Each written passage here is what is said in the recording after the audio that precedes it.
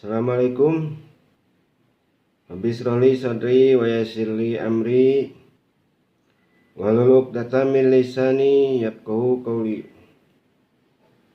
Alhamdulillah kita masih diberikan kesehatan dan waktu luang untuk melanjutkan kajian kita tentang asbabun nuzul dan telah sampai pada surat Al-Anfal ayat 1.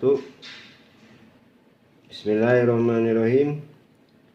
Yas'alunaka 'anil anfali qulil anfalu lillahi wa rasuli fattaqullaha wa aslihu zata bainikum wa ati'ullaha wa rasulah in kuntum mu'minin.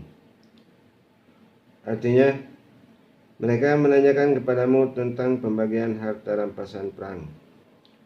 Katakanlah, harta rampasan perang itu kepunyaan Allah dan Rasul. Sebab itu bertakwalah kepada Allah dan perbaikilah perhubungan di antara sesamamu. Dan taatlah kepada Allah dan Rasulnya jika kamu adalah orang-orang yang beriman. Sebab turunnya ayat ini adalah pada suatu waktu Rasulullah SAW pernah bersabda, barang siapa membunuh musuh dalam peperangan, maka ia akan mendapat bagian tertentu dari harta rampasan perang. Dan barang siapa membawa tawanan perang, ia pun akan mendapat bagian tertentu pula. Ketika itu orang-orang tua bertugas menjaga panji bendera, sedang para pemuda maju ke medan tempur menyerbu musuh, sehingga mereka mendapat ghanimah atau harta rampasan perang. Karena itu kalangan orang tua mengatakan, jadikanlah kami sekutu bagimu, sebab kami juga turut bertahan dan menjaga tempat kamu kembali. Hal yang demikian mereka adukan kepada Rasulullah SAW, sehingga turunlah ayat ke-1 surat Al-Anfal, yakni memberi penjelasan bahwa ghanimah adalah milik Allah Subhanahu wa Ta'ala, tidak boleh dijadikan barang sengketa di antara mereka. Dalam riwayat lainnya dijelaskan bahwa pada waktu perang Badar, Umair terbunuh. Kemudian saudaranya Sa'id bin Abi Waqqas dapat membunuh Sa'id bin As, pembunuh Umair. Bahkan ia mendapat merampas senjata dan harta yang lain. Kemudian dibawa menghadap Rasulullah SAW. Beliau memerintahkan, simpanlah pedang itu di tempat penyimpanan harta rampasan perang yang belum dibagikan kepada yang berhak menerima. Sa'id bin Abi Waqqas pulang dengan perasaan sedih, sebab saudaranya mati terbunuh, sedang harta rampasan perang yang diperolehnya diminta Rasulullah untuk disimpan di gudang penyimpanan ghanimah. Sehubungan dengan kejadian ini, maka selang beberapa saat Allah Subhanahu wa Ta'ala menurunkan ayat ke-1 surat Al-Anfal sebagai penjelasan tentang kedudukan ghanimah. Selanjutnya Rasulullah SAW memerintahkan kepada Sa'id bin Abi Waqqas, ambillah pedang ghanimahmu itu. Hadis riwayat Ahmad dari Sa'id bin Abi Waqqas.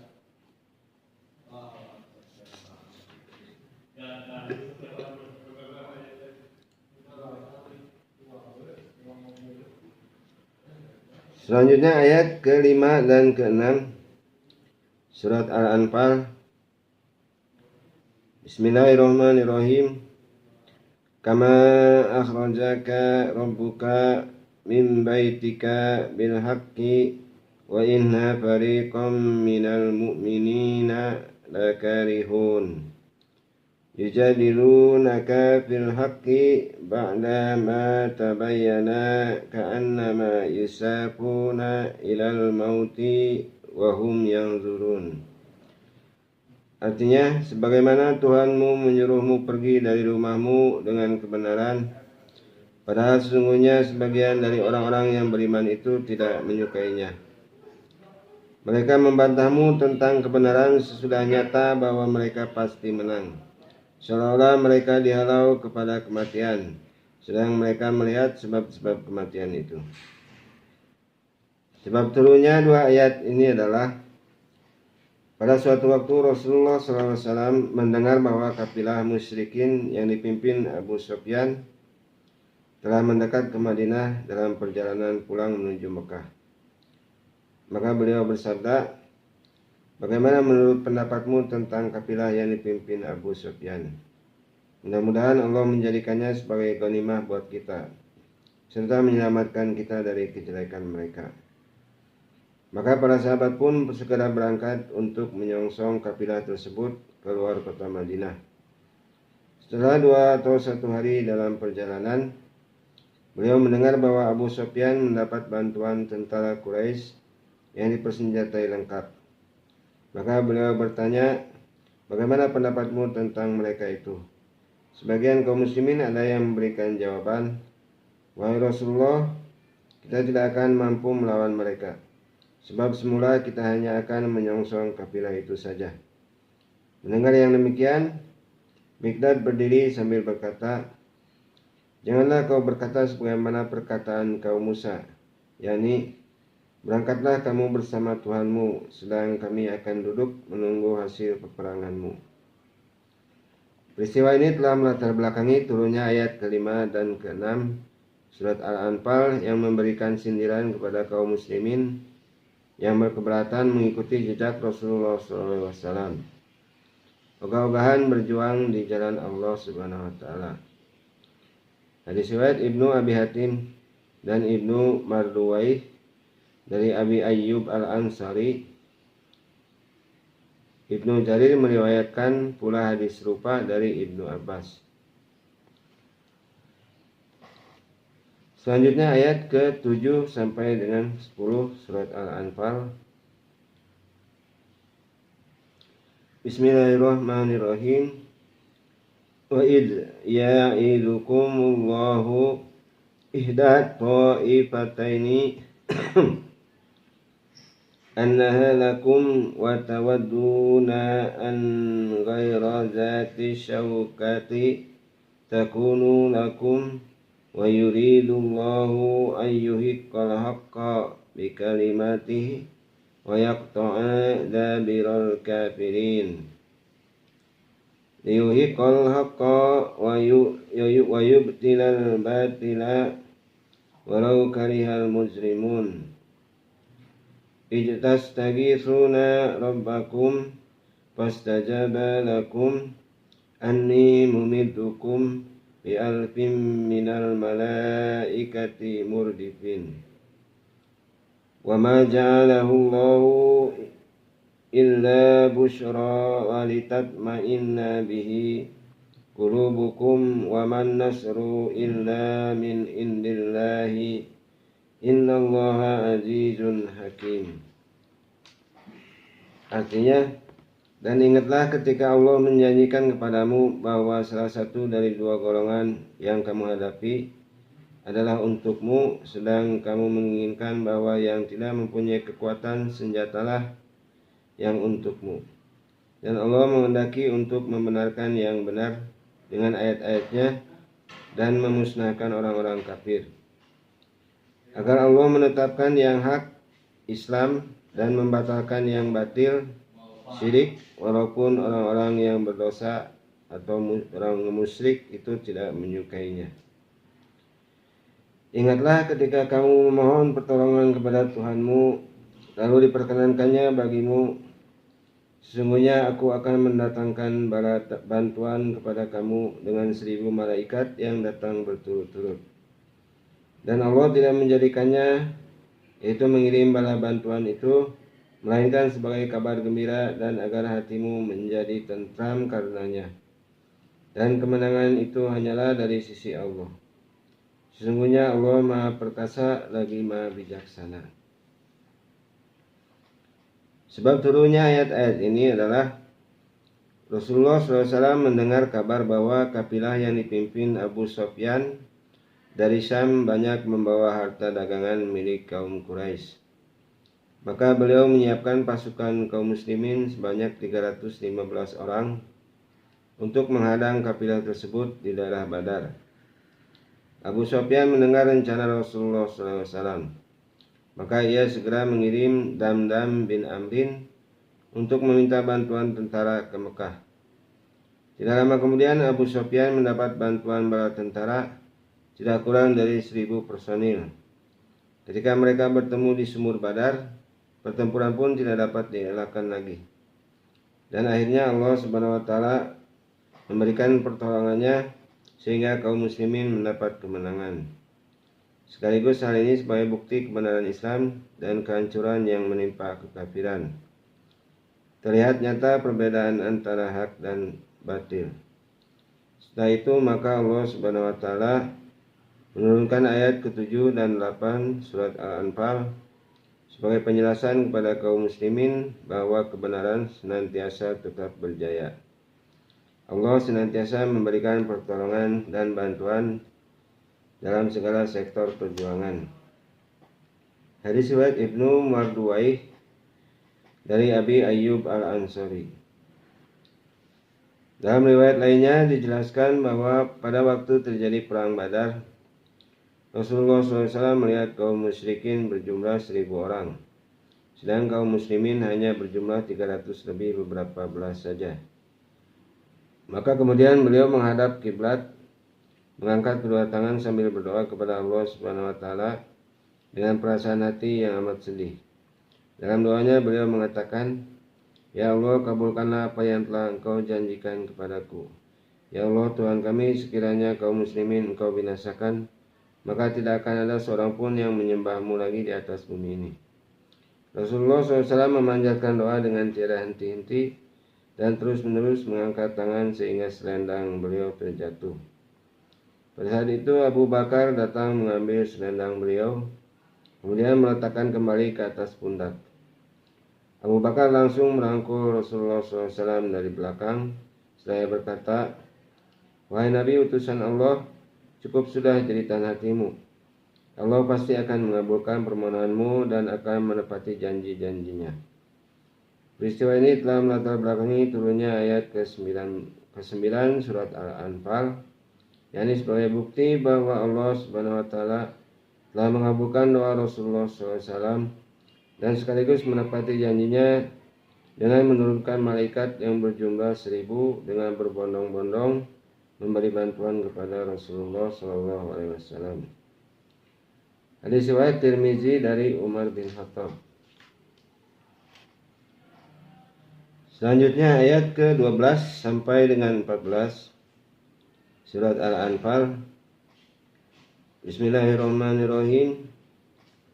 Idh yuhi rabbuka ilal malaikati inni ma'akum fasabbitul ladzina amanu sa'ulqi fi qulubil ladzina kafaru ru'ba fadribu fawqal a'naqi wadribu minhum kullim banan. Dzalika bi'annahum syaqqullaha wa rasulahu wa may yushaqiqillaha wa rasulahu fa innallaha syadidul iqab. Dzalikum fadzuquhu wa anna lil kafirina azaban nar. Artinya, ingatlah ketika Tuhanmu mewahyukan kepada para malaikat, "Sesungguhnya aku bersama kamu." Maka teguhkanlah pendirian orang-orang yang telah beriman. Kelak akan aku jatuhkan rasa ketakutan ke dalam hati orang-orang kafir. Maka penggalah kepala mereka dan pancunglah tiap-tiap ujung jari mereka. Ketentuan yang demikian itu adalah karena sesungguhnya mereka menentang Allah dan Rasul-Nya. Dan barang siapa menentang Allah dan Rasul-Nya, maka sesungguhnya Allah amat keras siksaannya. Itulah hukum dunia yang ditimpakan atasmu, maka rasakanlah hukuman itu. Sesungguhnya bagi orang-orang yang kafir itu ada lagi azab neraka.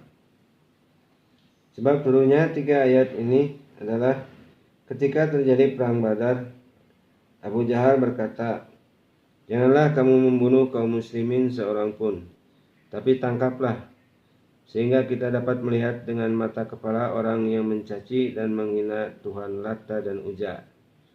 Sehubungan dengan peristiwa ini, maka Allah Subhanahu wa taala menurunkan ayat ke-12 sampai dengan 14 surat Al-Anfal sebagai ketegasan bahwa kaum muslimin senantiasa berada dalam lindungannya, yakni mendapat bantuan pasukan malaikat yang dapat membuat tentram hati mereka. Dan Allah pun berjanji akan menghancurkan kaum kafirin baik di dunia maupun di akhirat. Hadis riwayat Ibnu Marduwaih dari Aufi dari Ibnu Abbas. Selanjutnya ayat ke-15 sampai dengan 16 surat Al-Anfal. Bismillahirrahmanirrahim. Ya ayyuhalladzina amanu idza laqitumul ladzina kafaru zahfan fala tuwalluhumul adbar wa may yuwallihim yawma idzin duburahu illa mutaharrifan liqitalin aw mutahayyizan ila fi'atin faqad ba'a bighadabin minallahi wa ma'wahu jahannamu wa bi'sal masir. Artinya, hai orang-orang yang beriman, apabila kamu bertemu dengan orang-orang yang kafir yang sedang menyerangmu, maka janganlah kamu membelakangi mereka atau mundur. Barang siapa yang membelakangi mereka atau mundur di waktu itu, kecuali berbelok untuk siasat perang atau hendak menggabungkan diri dengan pasukan yang lain, maka sesungguhnya orang itu kembali dengan membawa kemurkaan dari Allah, dan tempatnya ialah neraka jahanam, dan amat buruklah tempat kembalinya. Sebab turunnya dua ayat ini adalah bahwa pada waktu terjadi perang Badar, di antara tentara kaum muslimin ada yang merasa berkecil hati menghadapi lawan yang sangat besar jumlahnya. Maka Allah Subhanahu wa taala menurunkan ayat ke-15 dan 16 surat Al-Anfal sebagai peringatan bagi kaum muslimin. Mereka tidak dibenarkan meninggalkan medan pertempuran ketika sedang berkecamuk perang. Hadis riwayat Ibnu Abi Hatim dari Abu Hurairah. Selanjutnya ayat ke-17 sampai dengan 18 surat Al-Anfal. Bismillahirrahmanirrahim. Falam taqtuluhum walakinallaha qatalahum wa ma ramaita id ramaita walakinallaha rami wa liyubliyal mu'minina minhu bi ala hasanatan innallaha sami'un alim. Dzalikum wa annallaha muhinu kaidil kafirin.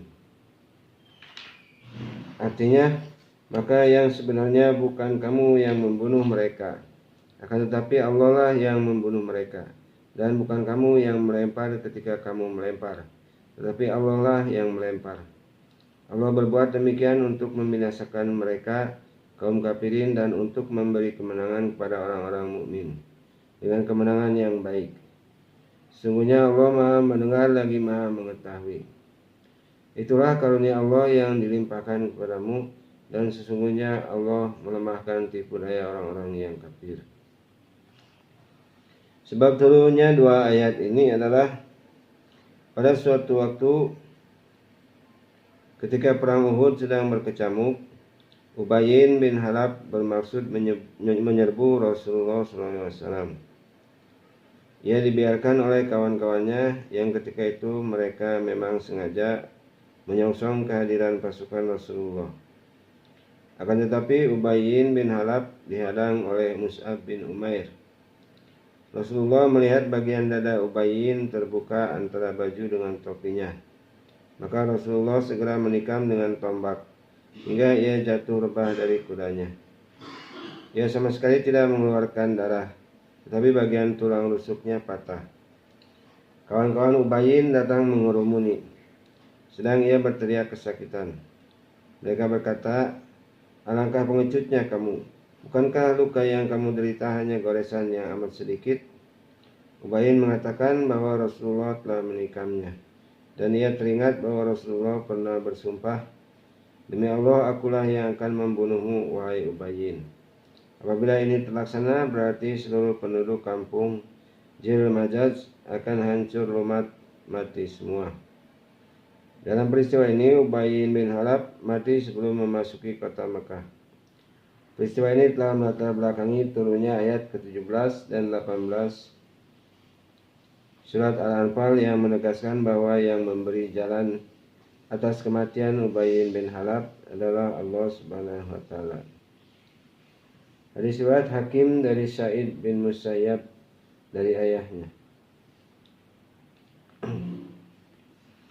Dalam riwayat lain dijelaskan bahwa pada waktu terjadi perang Khaybar, Rasulullah SAW meminta anak panah dan kemudian dipanahkan ke benteng pertahanan lawan. Anak panah itu mengenai Ibnu Abi Hakik yang sedang berada di tempat tidurnya, dan ia mati seketika itu. Sehubungan dengan peristiwa itu, Allah Subhanahu wa taala menurunkan ayat ke-17 dan 18 surat Al-Anfal sebagai ketegasan bahwa yang melemparkan panah sehingga menyebabkan kematian seorang tersebut adalah atas kehendak Allah Subhanahu wa taala. Hadis riwayat Ibnu Jarir dari Abdurrahman bin Zubair.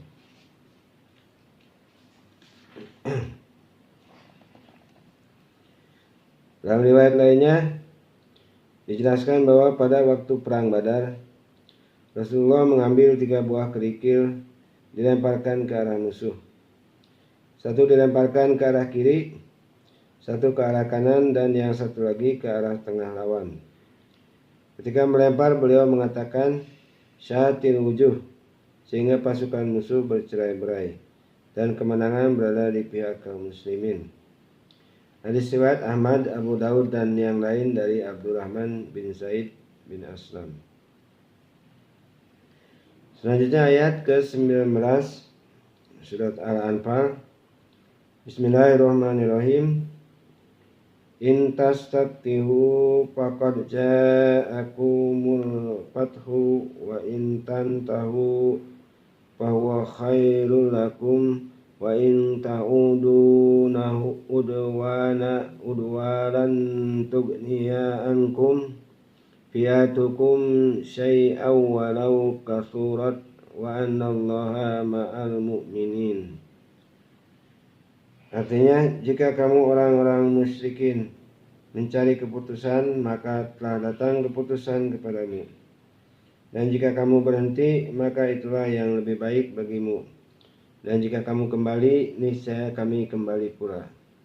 Dan angkatan perangmu sekali-kali tidak akan dapat menolak dari kamu sesuatu bahaya pun, biarpun dia banyak, dan sesungguhnya Allah beserta orang-orang yang beriman. Sebab turunnya 2 ayat ini adalah pada suatu ketika Abu Jahal pernah meminta kemenangan kepada Allah Subhanahu wa taala, yakni ketika pasukan yang dipimpinnya bertemu dengan pasukan kaum muslimin. Abu Jahal memanjatkan doa, "Ya Allah, siapakah di antara kita yang memutus tali silaturahmi dan datang membawa ajaran yang tak dikenal? Buktikanlah kehancurannya besok." Sehubungan dengan peristiwa ini, maka Allah Subhanahu wa taala menurunkan ayat ke-19 surat Al-Anfal sebagai penjelasan bahwa Allah Subhanahu wa taala senantiasa beserta orang-orang yang beriman. Dan sekiranya orang-orang kafir bersedia berhenti dari kekafirannya, maka itu lebih baik. Kisah inilah yang dimaksudkan Allah meminta kemenangan pada ayat ini. Hadis riwayat Hakim dari Abdullah bin Sa'labah bin Su'air. Dalam riwayat lainnya dijelaskan bahwa ketika terjadi peperangan Badar, Abu Jahal berdoa kepada Allah, "Ya Allah, berilah pertolongan dari sisimu kepada golongan yang paling mulia dari 2 golongan yang esok pagi akan melakukan pertempuran." Sehubungan dengan doa yang dipanjatkan Abu Jahal, maka Allah Subhanahu wa taala menurunkan ayat ke-19 surat Al-Anfal yang secara tegas Allah menyatakan bahwa Dia hanya akan memberikan pertolongan kepada orang-orang beriman, sebab mereka adalah orang-orang yang paling mulia dan terhormat di sisinya. Hadis riwayat Ibnu Abi Hatim dari Atiyah. Selanjutnya ayat ke-27 surat Al-Anfal. Bismillahirrahmanirrahim. Ya ayyuhalladzina amanu la takhunu Allaha wa rasulahu wa takhunu amanatikum wa antum ta'lamun.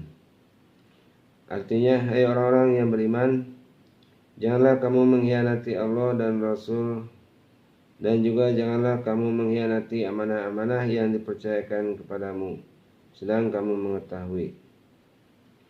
Sebab turunnya ayat ini adalah Abu Lubabah bin Abdul Munzir, seorang muslim, ketika terjadi perang Quraidah, ditanya oleh Bani Quraidah tentang sikap kaum muslimin terhadap mereka. Abu Lubabah menjawab dengan isyarat tangan yang ditaruh di leher, yang berarti akan dibunuh. Sehubungan dengan itu, maka Allah Subhanahu wa taala menurunkan ayat ke-27 surat Al-Anfal sebagai ketegasan bahwa orang beriman tidak boleh berkhianat kepada Allah dan Rasul-Nya.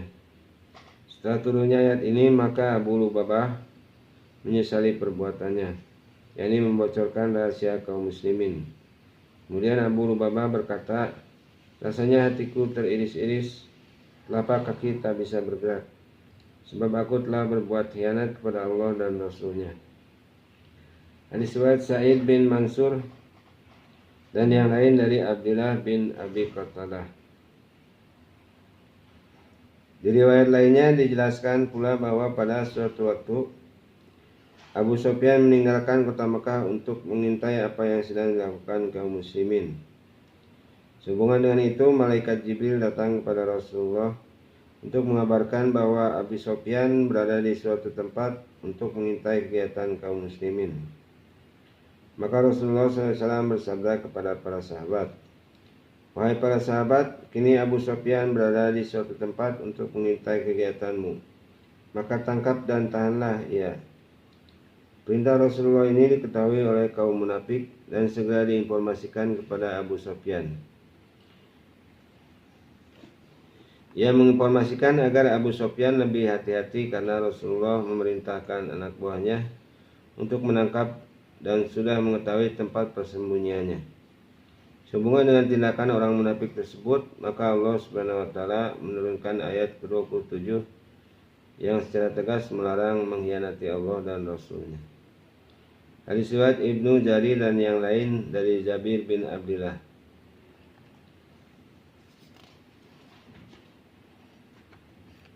Selanjutnya ayat ke-30 surat Al-Anfal. Bismillahirrahmanirrahim.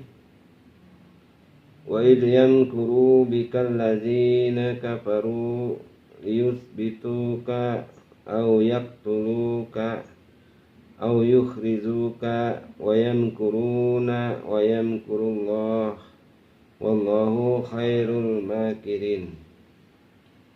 Artinya, dan ingatlah ketika orang-orang kafir Quraisy memikirkan daya upaya terhadapmu untuk menangkap dan memenjarakanmu atau membunuhmu atau mengusirmu.